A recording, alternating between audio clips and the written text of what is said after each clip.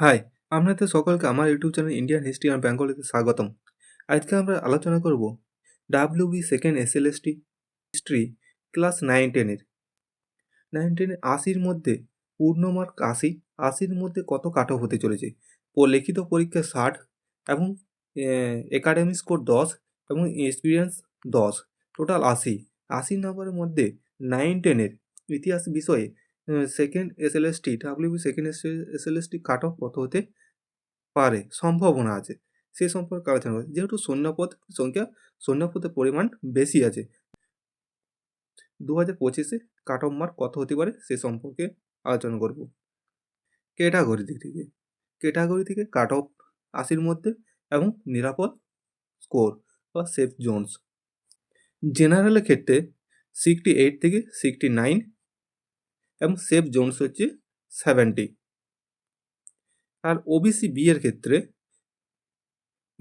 67 থেকে 68 cut off mark 80-র মধ্যে, আর safe Jones হচ্ছে 68।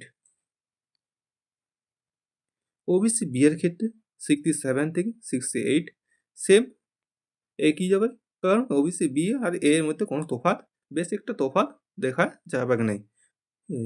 আর 68 হচ্ছে সেফ জোন, নিরাপদ স্কোর।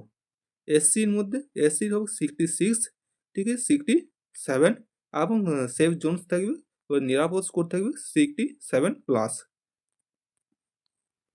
এসটির ক্ষেত্রে একই দেখা যাবে, কোনো পরিবর্তন, বেশ একটা পরিবর্তন দেখা যাবে না, ঠিক আছে। 66 থেকে 67 আর নিরাপদ স্কোর থাকবে 67 প্লাস।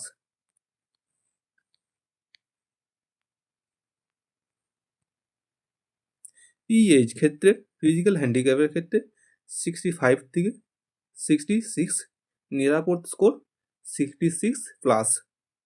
আর ইডাব্লিউএস এর ক্ষেত্রে, ইডাব্লিউএস এর সংখ্যা এখন প্রচুর পরিমাণ হয়ে গেছে, তাই জন্য ইডাব্লিউএস এর ক্ষেত্রে 68 থেকে 69, নিরাপদ স্কোর থাকবে 69 প্লাস।